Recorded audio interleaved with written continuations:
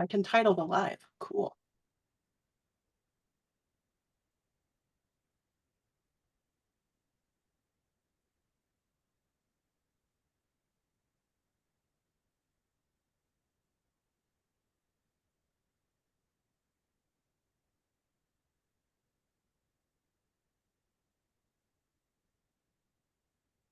Jessica, can you see and hear me?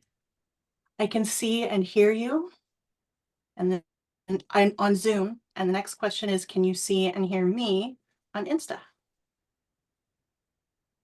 I can. Hi, Jessica Letaw.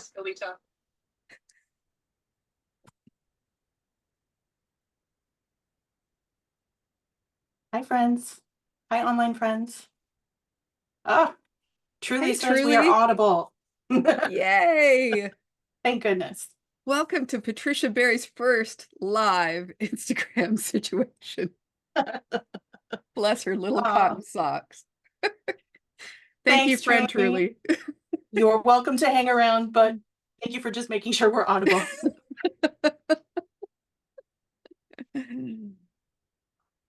So, welcome everybody. This is our first conversation for what is going to be a series of conversations. It's our new series called Move the Needle, supporting white women, femmes, and thems voting blue in red communities. And the big question is, You in the right place.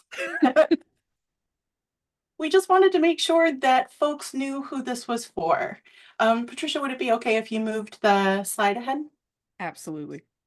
Awesome. So this content is specifically designed for white women, femmes, and thems. If this isn't you, but you'd like to learn more, or you'd like to bring learnings to your friends or family, you are welcome. All are welcome. This is truly for anyone that wants to attend. We are centering white women who are thinking about the upcoming election, and everybody else is welcome to come along. And when we're doing it is Sunday evenings, 8:30 Eastern Standard Time or 5:30 Pacific Time. We're going to do two versions. So if you see my eyes flipping back and forth, it's because I got multiple screens going here. It's like I'm living in the future. We are so in the future tonight. We're so in the future. We're going to do it on Zoom, and you're welcome to join us on Zoom, and it'll also be recorded. And then we're also going to do it on Instagram Live. So next stop is, who are we? Actually, we're going to talk first about why we're here on the politics side. Oh, gotcha.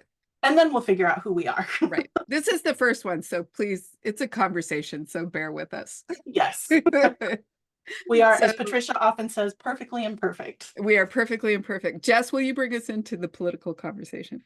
Yeah, so it is 2024. It is a presidential election year.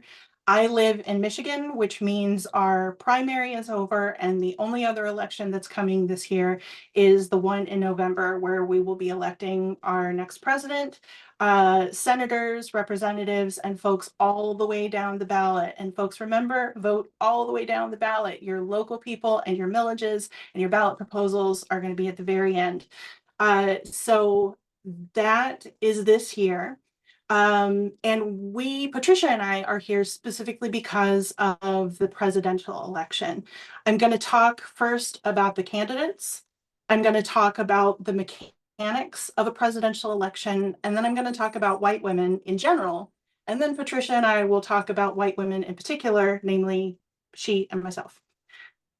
The Biden-Harris administration, which is who is in now, has prioritized policies and action in support of many of my most cherished values, including prioritizing Black maternal health and student debt relief. While I don't agree with candidate Harris's entire work and voting history, and I'm looking forward to her policy platform being published next week, I appreciate her campaign sentiment, which is that we aren't going back. Trump's Supreme Court, on the other hand, is the one that overturned Roe versus Wade.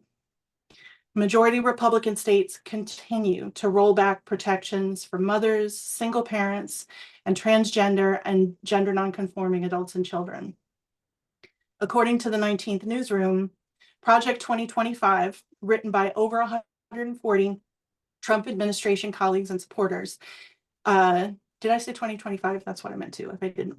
Envisions a federal government that denies the existence of transgender people, undermines the rights of same-sex married couples, and will continue to erode protections and support for single parents. My colleague and beloved friend, Molly Kleinman, always says, we don't elect people because we love them. We elect the people we want to fight with. And I had way rather fight with a Harris administration than a Trump administration to continue expanding civil rights and human protections. Amen. This is my church. I've come to church Sunday night. I'm all for it. Right. So mechanics of the election. I feel like every 4 years, America forgets what the Electoral College is, and that's more or less fine. But I just wanted to remind us what the Electoral College is and how states' entire Electoral College votes get assigned to one candidate or another. So there are red states, and one of the things that I appreciate is I've talked to a lot of politically moderate friends of mine in setting this up, including Patricia, who, when we talk about blue voters in red states, they're like, which one am I again? And you know what? I appreciate that because you're not all the way in the pool like When some of we us were weirdos planning are. this, we had a wait person who we asked the question just to float, what we were doing. And they had to go to the back and look it up on their phone and then came back and said, I'm a blue voter. So Right. it makes total sense to me. And I was one of the first ones who was like, am I red or blue? That's right. Are we the donkey or I the got no elephant? shame in my Yes. game. I'm going to ask questions. You know, this is why we're here, right? To ask questions and to have the loving conversations. Exactly. So as a reminder, there are red states, which are states whose districts ensure that their entire electoral college delegates will only vote Republican in this election. There are blue states whose districts ensure that their electoral college delegates will only vote Democrat in this election. And then there are swing and persuadable states. States whose districts are split evenly enough or unpredictable enough that no one can know yet how their delegates are going to vote. This means that the margin of voters determining the outcome of the election is actually pretty narrow. I saw one poll recently that suggested that the next president of the United States is going to be decided by about 6% of the voting population. For me, the urgency of this campaign lies in having those conversations in swing and persuadable communities. And this is not going to come down to TV ads. This is not even going to come down to policy platforms. Our republic is our relationships. The outcome of this presidential campaign is going to be affected one conversation at a time. Kitchen table. That's right. Kitchen table politics. All politics are local, and that's how we're having our conversations. Mm-hmm. White women. In 2016, 47% of us voted for Trump, while less than 4% of Black women did.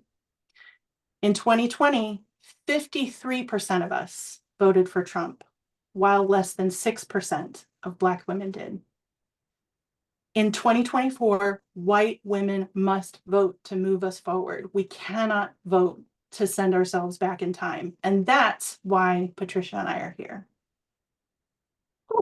Patricia, I wonder if I could ask you to introduce yourself in the context of our conversation this evening. Sure. I am, just to center myself, white, cisgender, female, straight, in a romantic relationship with a white cisgender male, which is one of the reasons too that Jess and I have engaged in this conversation, is how do we have these conversations with people that we love, that we want to bring into greater understanding and conversation in this vein. And now I've just blanked. It's 8:30 Sunday night, so you'll have to bear with me a little bit. That's why these are conversations. And how did Jess and I come into this work? We have been friends for about 1.5 years.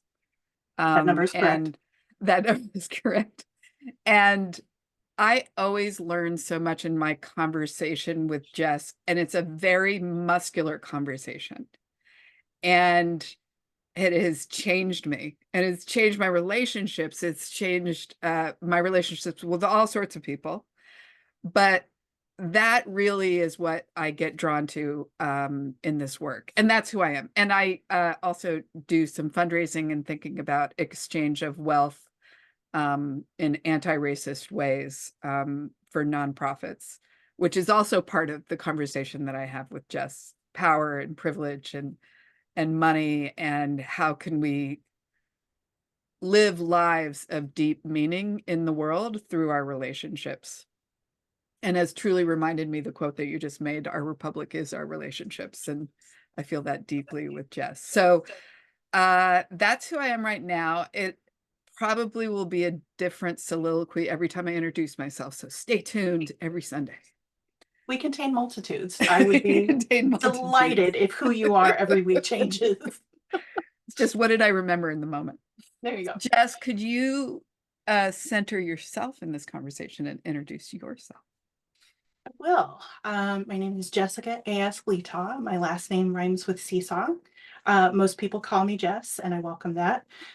I am in the world and a community organizer around housing, affordability, and abundance. Some identities that I'm bringing into this space. I am a white, cis, queer woman. I'm originally from the South. My family consists of, this is an overgeneralization, but not by much. One side, I'm from Mississippi Catholics, and on the other side, I'm from California Baptists. And so when it comes to having complicated conversations around my values and my politics with my family, I have some experience, and I'm not always happy with how I've shown up in those conversations. And so this is an opportunity for me to practice as well. I'm 44 years old. Around 10 years ago, I had to come out to myself as a white woman because I was starting to become more aware of conversations around race and feminism and the intersection between those two. And for as long as I have had consciousness, I have considered myself a feminist. And I was pretty sure that I was one of the good guys. And so I went into literature, mostly written by Black women, Alice Walker, Toni Morrison. It's very late, so I'm forgetting Octavia Butler, I'm forgetting my entire library. But I just went into Black feminist writing to make sure that I was okay. And I saw a lot of indictments in there about white women and how we prioritize our gender before we prioritize our sisterhood. We prioritize our race before we prioritize our sisterhood. And I was so disappointed to learn that about myself and about white feminism in general, that even going back to the suffragists, I noted the 19th newsroom earlier. It's named for the 19th Amendment, which was the amendment granting women the right to vote. But it's called the 19th asterisk newsroom, and the asterisk is because it granted white women the right to vote. That was in, I believe, 1920, and the explicit right to vote for women of color didn't follow until almost half a century later. That was an intentional decision by white suffragettes at the time, suffragists and suffragettes at the time, to not bring along their Black sisters because they felt like they wouldn't be able to make the change that they wanted to in the world. So rather than prioritizing liberation for all, they prioritized liberation for some. Mm-hmm. And I don't want to do that. I don't want to be that. I want to make sure that in the values that I'm upholding in the world work that I'm doing in the world, that my liberation is deeply tied to yours and that I am acting in that way. So 10 years ago, when I came out to myself as a white woman, it has been a journey step by step of understanding how whiteness informs and is benefited by a lot of the systems that I work within, the people that I work with, the institutions that I work in and with. And man, that stuff is insidious. It really, really is. So I'm here because I care about policy, I care about politics, and I'm a white woman. And I want Patricia and I want myself and I want the white women that we know and love and work with to feel more confident in how to have conversations around a campaign, an election, country that they live in and want to live in. I am just reflecting as you're saying that. One of the things that has continued to spark our conversations is the knowledge that through our conversations popped out, and through our reading last year popped out, about how often white women culture can be competitive and Yes. can be derogatory when people are on different parts of their journey. And that was like one of those big light bulbs, like, holy shit, I feel targeted by that comment. That I recognize in myself, that as I continued this journey of unraveling my own racism and acknowledging my white privilege, that I am not always the kindest to and with conversations with people, other white women who are at different points in their journey that are not in what I perceive as being kind of my elevated point. And, one of the results of that kind of realization, I think, for both Jess and I, as we had that conversation, was how can we be more loving in our community and more welcoming in our community, so that we can hold space for people's learning, as space has been held for me and my learning. I mean, And a lot and of this learning. is true. I mean, yeah, learning today, actually. Um, this is true as white women, and this is also true as people who are working towards a Democrat outcome of the election. Mhm. I was on an action call last week that said that Democrats have not really confronted the fact that we are kind of jerks. We talk down to people, we replace conversation with yelling and hope that spewing facts and opinions, the loudest, is going to mean winning elections. And one of the things that I hope to encourage is that women in particular, and I mean humans in general, approach difficult conversations with more humility and an understanding that if you want someone to change, it is a prerequisite to the conversation that you show up willing to be able to be changed. Yes.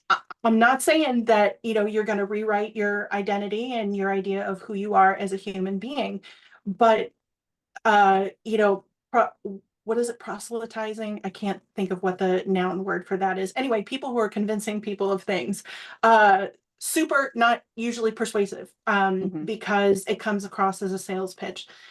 That's not what these conversations are. They are conversations where Mhm. there's hopefully a reciprocal permeability to Yes. Yeah. information, to change, and to humanity. I have to Yep. be open to your humanity if I want you to be open to mine. And, for me, it's unraveling that shame cycle of, like, felt shame, and then I got, myself to a different place where I've kind of unlearned the thing that I was ashamed of, but then I'm going to visit the shame on somebody else, and I don't understand that. And I do understand that. Actually, that's a lie.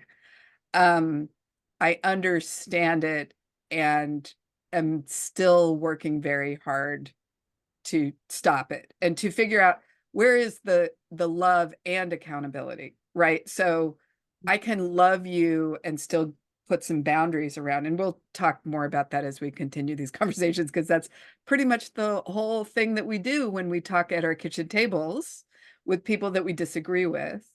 We're allowed to have boundaries, loving boundaries, but can we also accept, and I think this is a Brene Brown conversation that I was listening to, that this is now in my head, that absolutely everybody in that conversation, even the people that we disagree with, are doing the best they can. And that holding that space has allowed me to say, okay, I'm going to put a boundary around whatever it is. And I recognize that you're doing the best you can, just like me. Don't know whether it's perfect, don't know whether it's right, because we're not doing right or wrong, but there it is. So this also reminds me of something that psychologist Nedra Tawwab has talked about, which is that a lot of us confuse boundaries with ultimatums. And instead of saying, this is what I'm going to do and how I'm going to behave, what we say is, I need you to act in XYZ ways. And one of the things that we'll talk about as we go along is what we can control and what we can't, and how setting healthful and healthy boundaries is different than setting ultimatums. What they look like, what they sound like, how we've often done them in our relationships in the past, and how we can potentially do them differently in the future. I'm also really interested, I cannot speak with any knowledge about this one whatsoever because it just came in the mail today. But I got some copies of Adrienne Marie Brown's most recent book, Loving Corrections. oh, wow. And I can wait to read it because I already know it's going to hurt my feelings. But it's going to hurt my feelings. That's That's what I love about you. You are ready to have your feelings hurt by a book. right. Especially by Adrienne Marie Brown. So anything, I'll let her hurt my feelings. That's right. Please do. So it's always for the best. What did they say in Love Actually? Let's get the shit kicked out of us by love. Oh my God, that's the best kind of Buddhist phrase. Right. I forgot that in my introduction. I am a really salty Buddhist. So yes. You'll probably hear a lot of like compassion shenanigans. So and it's mostly me reminding me that I need to be more compassionate. So we've talked about who we are. Can we talk about why we as individuals are here and not just as a historic moment? Sure. So can I say what we said at lunch when we were setting this up? Yep. Jess and I had a really lovely, long conversation, and we do this a lot whenever we're doing creative projects together, usually a long conversation around titles and why we're doing things. And yep. It's wonderful. And we do not always agree, but we both find each other so amusing in our disagreement that I think we can go forward. So Jess really wanted this to all be about voting. And I'm all for that. Believe me, I recognize what's at stake deeply in this voting and the responsibility that me and my fellow white women have to show up in a way that's very supportive. But I remembered the word I was looking for. It was evangelist. Sorry. Go ahead. Evangelist. Good job. Yes. So I told Jess if she puts voting in the title that I was going to put love in the content. So you're probably going to hear a lot of compassionate shenanigans. But the reason that I'm here is because one of the things I didn't say in my introduction that's very true is I too come from a very conservative, mostly white community, small community. It used to be small. It's not small anymore. Boise, Idaho. And, raised among white people and raised to question anybody who was not us, and learned all sorts of really troubling go along, get along behaviors as a female in that community that I have spent a lifetime trying to unravel, and going into overcorrection and then going into undercorrection and trying to, like this, weird little exploratory Goldilocks, trying to find like, what's the middle ground that's me not taking over somebody else's house. So I really want these conversations to help all of us, me included, to build our capacity to have difficult conversations with people that we love, and to recognize love and accountability and where the boundaries of those things can be, and have even just in the last 2 years have some hard examples that we'll talk about in the future around that, as I'm sure all of us do. So that's what I want out of this. Jess, what would you like out of these conversations? I think it's going to Well, be 11 conversations. I have to do my math. I haven't done the math right. I think today is day 87. So whatever that divided by Okay. 11 plus Till 1 is. November 10th. Who knows? Yes, until November 10th. Why am I here? First of all, co-sign everything that you said. And I really appreciate always in this and every single thing that you do. You are extremely and unapologetically heart forward in your work. And I wish that more of us led with our humanity the way that you do. So love you and everything you said. Plus, or also for me. I'm trying to think how far back I should go, and I'm like Tuesday, 10 years when I was born. No. Okay. So, but Bring I it will together. Bring say, it together. Sunday night. Bring breathe, it together. Jess. Focus. I will say that I was born comfortable with change, gravitating towards change. I never met a situation that I didn't want to fix. And I can talk to you about generational trauma. I can talk to you about white savior complex. I can talk to you about all these things. But at its heart, I think that that's a really positive impulse. I look at the world and I see what could be better. And I feel a strong impulse to work towards it. I care about change. In the lane in life that I have chosen, which is largely a policy, fairly wonky one, what I want is housing for all, housing abundance for all, housing affordability for all. I want women to be safe, protected, and respected. I want the people around me to have the social supports that they need, whether they're in struggle or not, whatever community that they're in. And I believe that most of our mutual and collective care happens in community and away from policy, but we need policy to both support and get out of the way of that collective care. And so that's part of what brings me into the world of policy and politics. I also had this kind of aha moment a couple of years ago. I have always, my entire life, described myself as conflict averse and struggled to describe to myself why I constantly found myself in politics talking about development, which, by the way, I don't know that there is a less argumentative field. There is no place to hide in what you do, baby. Absolutely not. And what I came to realize through a really, really thoughtful and challenging conversation with my therapist is that I am actually not at all conflict averse. I think that conflict is part of the best juice of being human because it means that we are figuring out how to human together over something that we don't agree with. What I don't care for are toxic, manipulative, aggressive, attacking behaviors. And talking about that in local politics context would be another 11 years of conversation. So we're not going to talk about that tonight. But what I'm saying is I care about politics, and I welcome conflict as a part of that because I appreciate how it affirms my humanity and yours.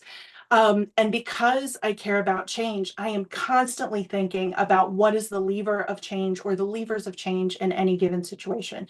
If I want systemic change to housing across the country, I have to care about the presidential election. If I care about the presidential election, I have to care about what's going to make the difference, which are the swing voters.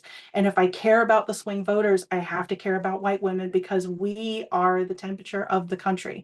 So I'm here tonight because I want us, you, me, everybody that's here with us in these conversations to change white women's voting behavior in swing communities. That's why I'm here. Another cosign. I was going to say hallelujah, but I don't know if I'm bringing it too close to church. So that's why we're here. The next thing that we want to know is, why are you here? What do you want to know? What are you worried about? What are you voting to change? What are you voting to protect?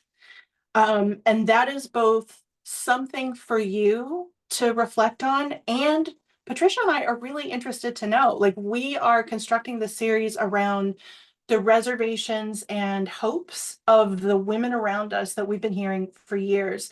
but nothing replaces your voice in this moment. So if you wanted to, we'll have our contact information at a couple of points tonight. But if you wanted to DM us on Instagram, if you wanted to email us, if you wanted to track us down in our neighborhoods and talk to us about what you're thinking about, we would love to build conversations and content around the things that you in particular are concerned about in this election.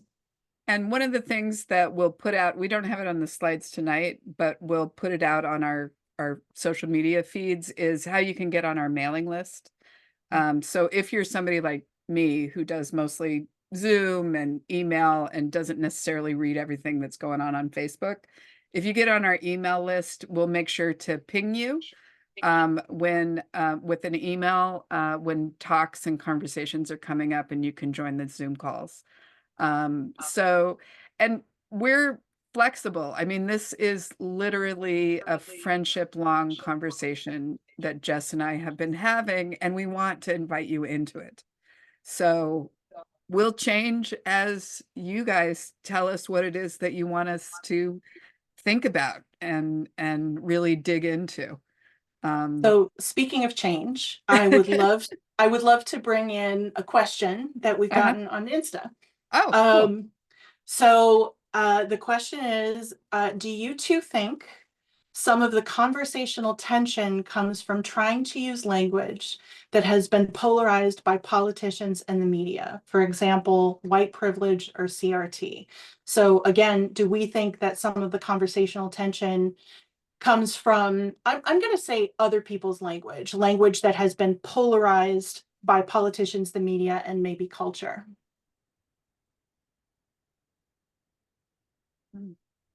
I have a thought on that, but I'll welcome if you want to kick it off, Jess. I do. One of the reasons I started a local housing organizing group, Ann Arbor Housing for All, is that the conversations that I saw around development seemed to be mostly people yelling talking points past each other. And folks didn't necessarily understand housing as infrastructure, funding mechanisms, the political relationships in play. And it's not to say that any of those things are easy, but regurgitating talking points, even from people that you trust, is not the same as engaging in an issue.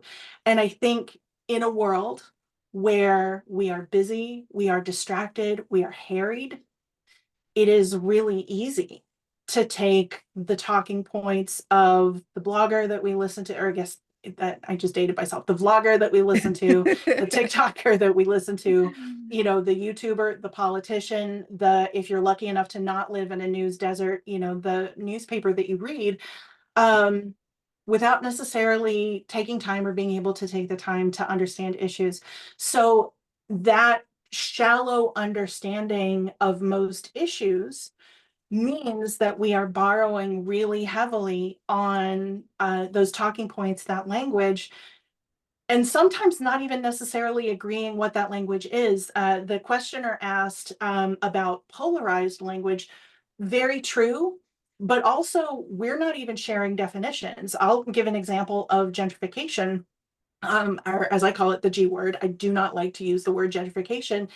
And it's because in a room with 20 people, people mean 20 different things by it. And for some people, it is the thing that you are aiming for when you are talking about neighborhood change and development. And for some people, it is the thing that you are trying to avoid no matter what when you're talking about neighborhood change and development. So I find it more useful to talk about real estate value, displacement, and change rather than gentrification, because who knows what we mean.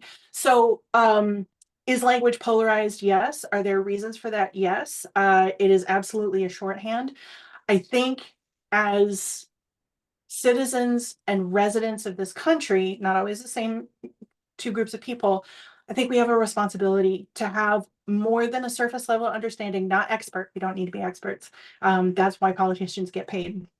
But we need to have more than a surface level understanding of issues at play. And then we are less susceptible to that polarization and also less susceptible to misinformation and disinformation. So it's, you can think of it, oh, I'm so proud of myself, as intellectual inoculation. Well, can I do a yes and? Oh, yeah. So first of all, yay. I agree with all of that. Awesome.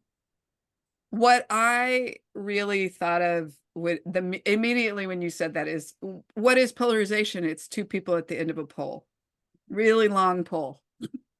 And poles are usually hard and you can usually hit somebody with it.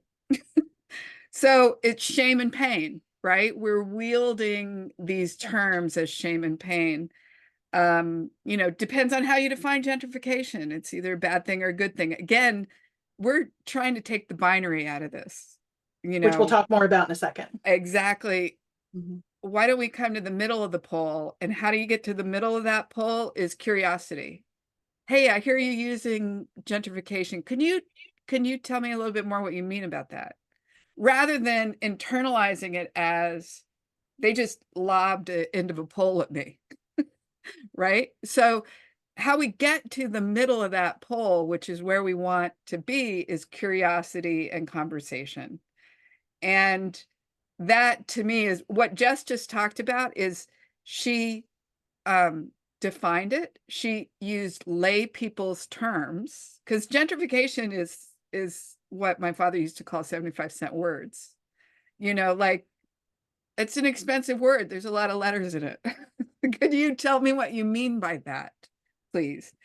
So I think that's, when we're thinking about kitchen table politics and how things get lobbed hurtfully at each other, what if we didn't receive that with hurt? What if we received it with curiosity?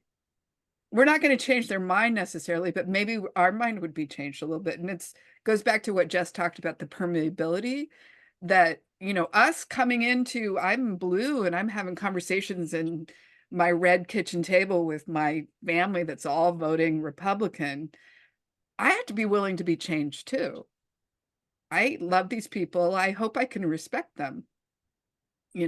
So that's my 2 cents on polarization. I love it. Great question. Great question. That is a great question. All right. And that kind of Next. leads really naturally into our next thing, which is working agreements. And Patricia, I need And I'm going to to admit, I forgot that we hadn't talked about these yet. So I was kind of using some working agreements. Welcome to Sunday night. Congenial chaos with Patricia and Jess. Congenial chaos is exactly what we're doing. So in each of these conversations that Jess and I have, and truthfully in our friendship in general, one of the most precious things that has evolved from our conversations and our work together has been the idea of how do we have conversations with loving boundaries. And the way that we've done that, and I use this in business, I use this in personal life, I use this all, let's have some working agreements. Let's talk about how we do this. And if we really get off the rails, which, welcome to my world, I'm a squirrel chaser from way back. My loving conversational partner will talk to her dog and pet her dog gently on the head, just like she's doing right now. And remind me about our working agreements. And that is one of the most loving ways, because we agreed at the outset and now I'm complaining about something else. And hey, can we bring it back to center? So let's talk a little bit about our working agreements. Jess, will you kick us off? We have 4. I will kick us off. And I need to come out to you, Patricia, as I have not put any of the slides up on our live because I don't know how. So I could do it in our practice, but I can't. We are learning this as we go because we are permeable. That's right. We are permeable human beings, and I'm deeply permeable to my technology right now. The slides will come later. You'll see the slides later. That's fine. We'll post it later. That's fine. Yeah. But I'm just saying that Jess worked on them all day. Well, I cleaned the house for 75% of the day. And then when I couldn't put it off anymore, I made tonight's things. But I'm just saying that to say, let's make sure that we're saying all of the words. Gotcha. Because nobody is looking at the things that you and I are looking at right now. Thank you. All right. So the first one, the one that always tops the list, put aside the right to comfort. And we will talk about that so many times during the course of this series. This conversation is not a safe space because the world that we're trying to address is not safe. This is a brave space. This is a courageous space. As Patricia has said and will continue to say, we are inviting ourselves and the people around us into loving accountability. She and I have known and loved each other for a long time, and it's important to us to love each other enough to tell the truth and to hold up mirrors that need holding up. Kindness and honesty are not mutually exclusive. So put aside the right to comfort is working agreement number 1. So working agreement number 2 is resist binary thinking. And this is the one I kind of like hopped on early because you'll hear it from me a lot because I was raised with binary thinking, right? So things are not right and wrong. We are in a million different contexts and a million different conversations with a million different people with a million different identities. And kindness costs nothing.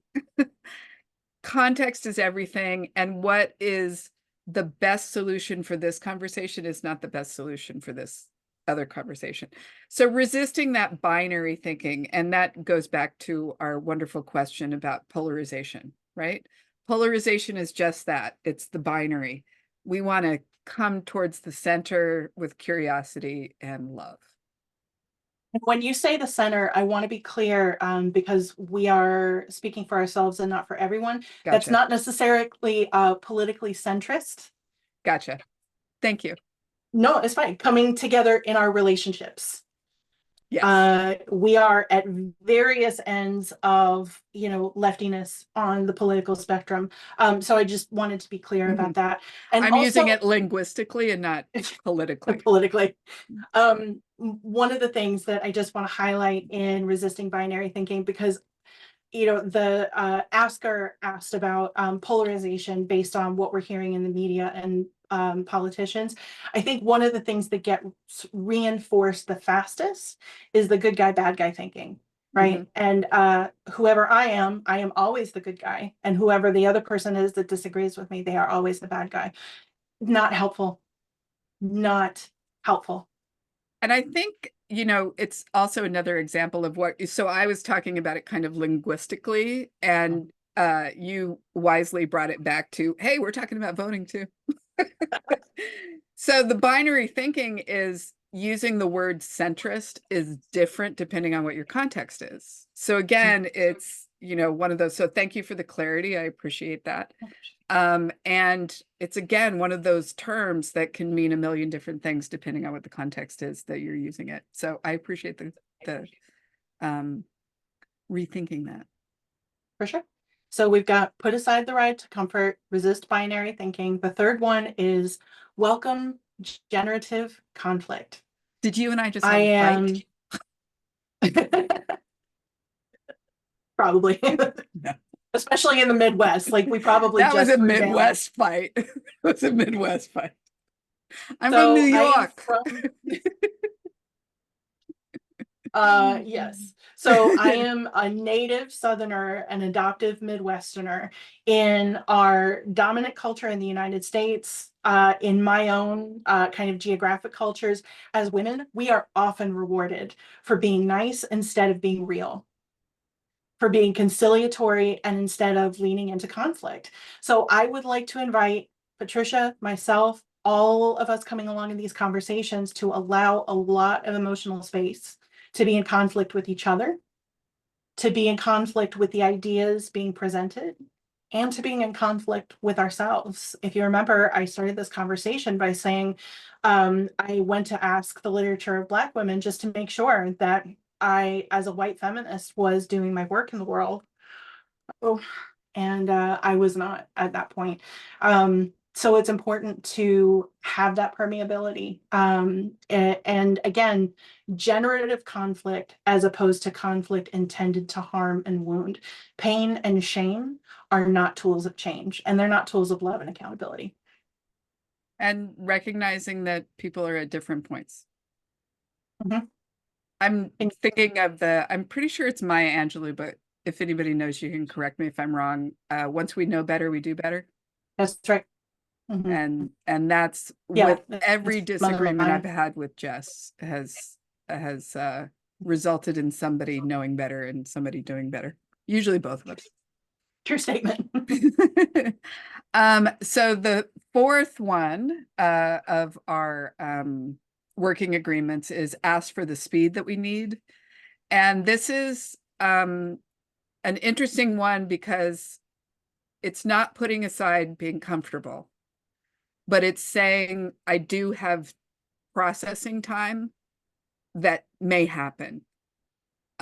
So asking for the speed that we need is part of the work that we do. And, you know, sometimes that'll show up in different ways for us. Like Jess had asked me a question. It was an opinion on a project that we were working on. And I answered her in the moment and gave her the caveat that I still want to think about it. And that's okay. You know, so asking for the speed we need is part of showing up for these conversations with our whole selves and with the entirety of our learning style and reflection style present. Being open to generative conflict is not the same thing as being good at it, or knowing what to do with it in the moment. I know when my tongue gets thick, or my brain feels fuzzy, or the back of my neck goes a little numb, or this ball of whatever it is in my chest that activates when I get anxious activates. My body tells me when I am in panic mode, in flight mode, in oh God, I think I'm wrong in a really embarrassing way mode. I don't use those to flee. I use those to slow down. And so I have a number of different techniques that I use to come back to my body, myself in the moment, but allows me to stay in the conflict and get through to the other side with the person that I am in conflict with, or not necessarily that person that I'm in conflict with, but I am having a moment reacting to the conversation. So asking for the speed that we need, this may have been me putting it on there, understanding that one of my big strategies for being able to be in really tough conversations is one of my strongest tools is, can you give me a minute? I need to think about that. And I have found it as a tool because I'm an external processor. So I process pretty quickly. It comes straight from the brain out the mouth, and there's usually not a lot of thought happening in between of it. And then somebody will ask me the same question next week, and it's a different answer because the brain mouth continuum didn't work quite the same way. So as a result of putting this working agreement in, I've slowed down.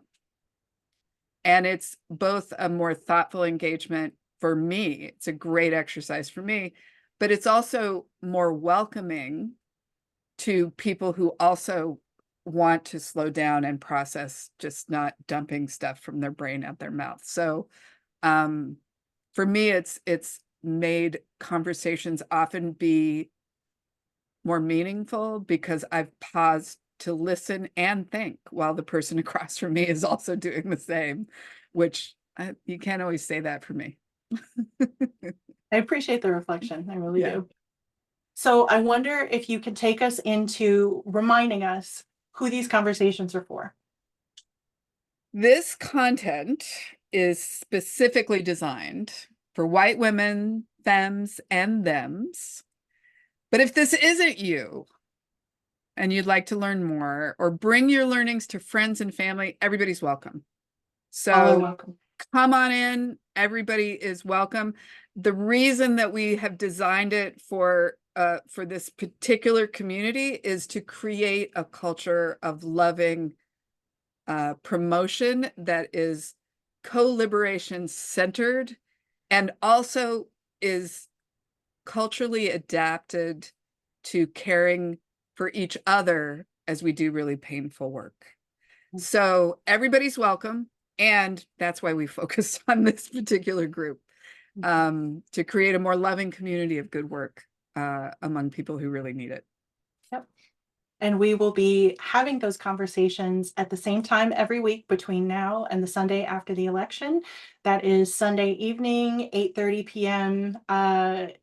Eastern, 5:30 p.m. Pacific. We will be on Instagram Live every time and starting next week on Zoom. So if you would like to be notified on Instagram Live, just make sure that you are following Patricia or I or both. If you would like to participate in the Zoom, please send us a DM, and we will make sure to put you on the email for list. For that event. We will not sell your email address. We will not use it to spam you with things. We are just trying to create a community of conversations here. So with that, I Yeah. feel like we are drawing to a close, and I want to make sure that everybody knows where to find us. So for me, Patricia Berry, you can find me at Patricia-Berry, BERRY.com. You can shoot me an email, or you can find me on the Instagram at The Salty Fundraiser. And I think that's pretty self-explanatory. And for me, my email address is Germany, like the country, germanyjess@gmail.com. And you can find me on Insta at my full first and last name, Jessica Letaw. Thanks everybody for coming tonight. It was great to have you. Send us your questions and what you're worried about. We want to know and we want to talk about it. All right. Peace, everybody.